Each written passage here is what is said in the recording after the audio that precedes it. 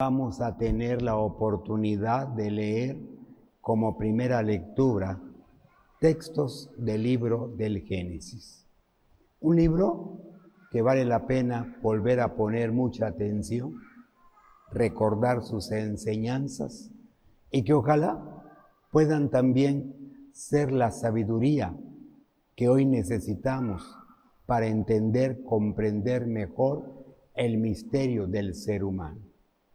Ahí, en ese libro, podemos encontrar una valoración rica en enseñanzas de quién es el hombre, la razón y sentido de su vida. Dicen los antiguos filósofos que preguntas que se ha hecho el hombre para poder entenderse y comprenderse, entre ellas están: ¿quién nos creó? ¿Para qué fuimos creados? Encontrar las razones de la vida. Algo que siempre el hombre tiene como un deseo: saber conocer su sentido de la vida. Y en este texto, el autor, con esa experiencia religiosa, nos presenta todas esas verdades. Por eso, vale la pena meditarlo, leerlo, y que ojalá nos oriente en ese aspecto. ¿Qué podemos decir del libro y del relato de la creación? Primero, no es un texto científico, es una reflexión de enseñanza religiosa con verdades de carácter metafísico, es decir, que quieren dar una respuesta al hombre. No nos va a decir cómo Dios creó, sino verdades que orienten en ese aspecto la vida. ¿Qué hemos oído ayer y hoy de este texto, relato tan profundo de la creación de todo y del hombre?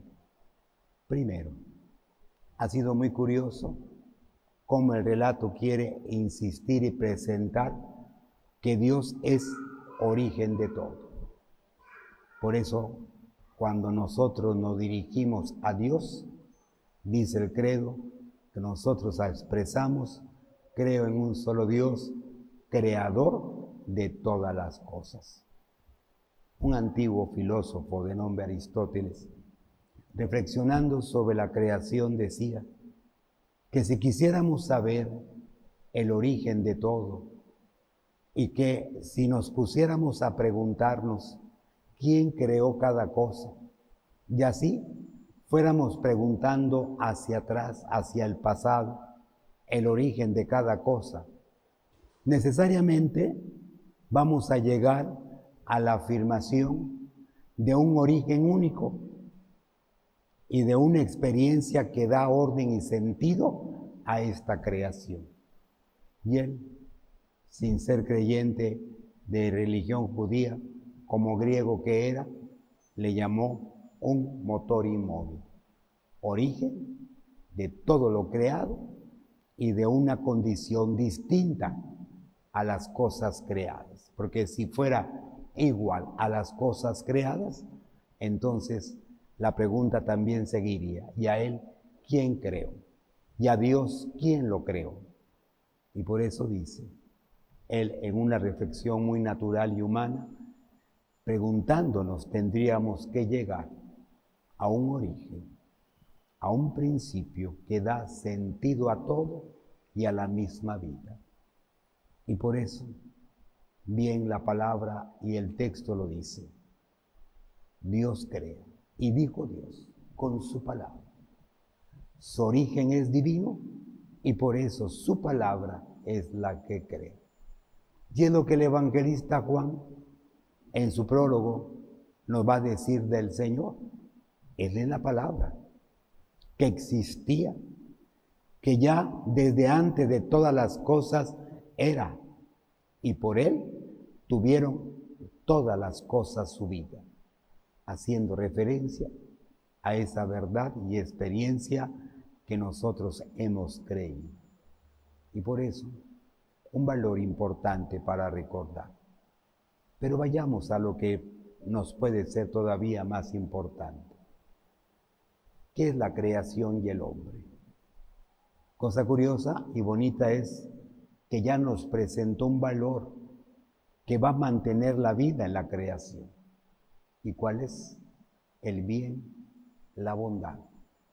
Por eso, después de ir presentando cada día la creación, el autor pone esta frase: y vio Dios que era bueno. Una experiencia que va a permitir la vida en esta creación y al hombre es la experiencia del bien.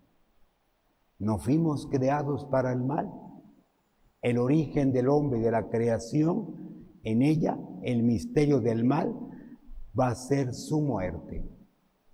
Y por eso va a presentarnos esos inicios en una experiencia llamada, conocida como el paraíso.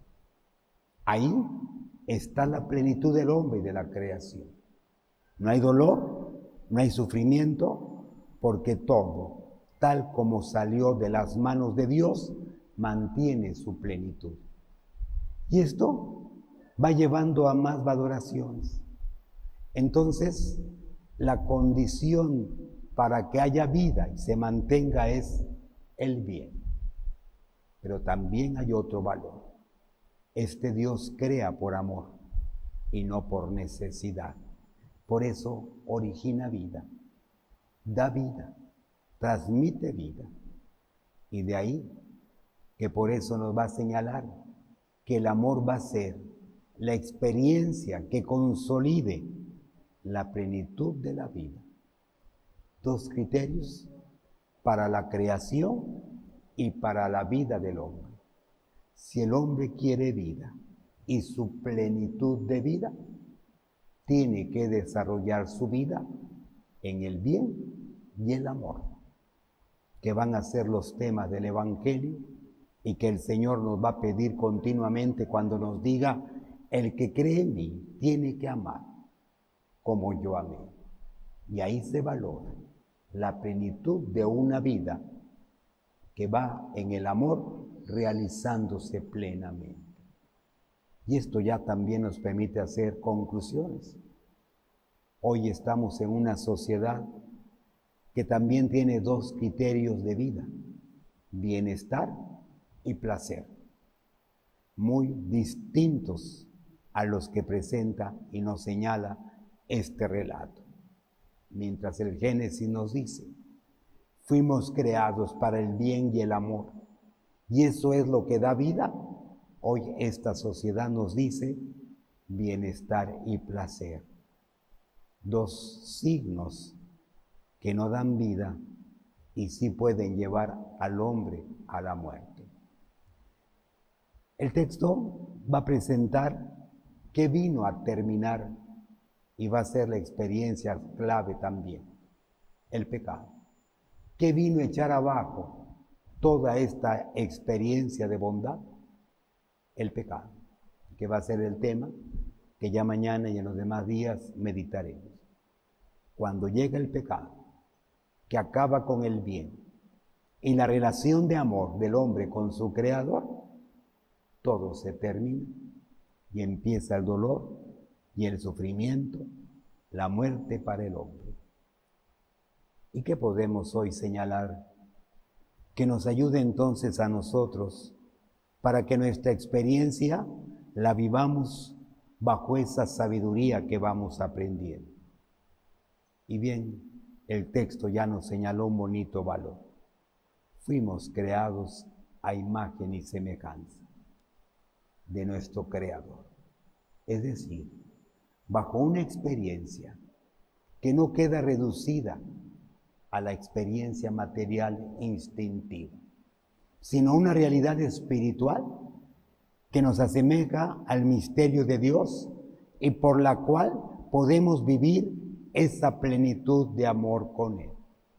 Y por eso las condiciones y características del hombre en ese proyecto espiritual serán su inteligencia, su voluntad y su libertad, que lo hacen así, creado entonces bajo esa experiencia.